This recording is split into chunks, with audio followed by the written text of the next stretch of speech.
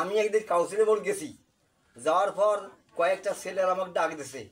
তা আমি তো শুনছি, আমি না শুনে ভান করি, আমি মাথা করে হারছি। ফির আবার দ্বিতীয় ছেলেতে সে আবার ডাক দিলে, ও চাচা ও চাচা, এরা আমার শোনে না কথা।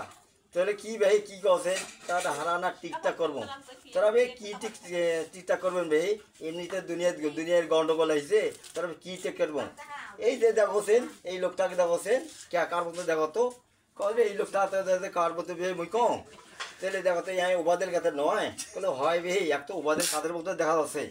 তা দেখো তো ভাই এটা লোক কার মতো দেখা যাচ্ছে, এটা মুই ভাই কার মতো কম, এটা দেখো হাসিনের মতো দেখা যাচ্ছে না, আর হয় ভাই এক তো হাসির মতো দেখা যাচ্ছে।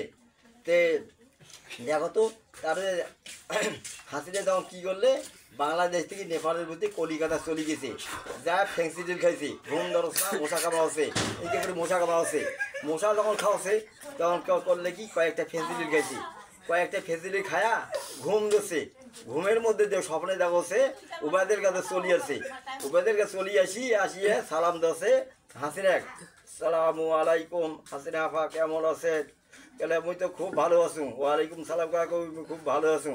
তাহলে মুই যদি আজ নিজে মেরে শুনু হয়, মতিয়ের মেরে শুনু হয়, নিজে মেরে শুনু হয়, সাদির কথা যদি মানু হয়, অমান্য করনু হয়, আর রসুল পরে রেখার মূল্যে কথা যদি এগুলো কথায় ধন্য হয়, তাহলে সমুদ্র সত্য কথা মরেই বাংলাদেশ থেকে নেপালের পালাইতে হইতো না। তোর জন্যই তো মুই বাংলাদেশ থেকে নেপাল তুই পালাইতে হইতো, বা তোর জন্যই তুই বাংলাদেশ থেকে পালাইতে হইতো। কয়া হাতিনের গালত নিজে মাছ ওবাদি গাল মারলে চল। ঘুম ভাঙি গেল, ঘুম ভাঙি গেল হাসিনে নিজে গেল নিজে চলছে।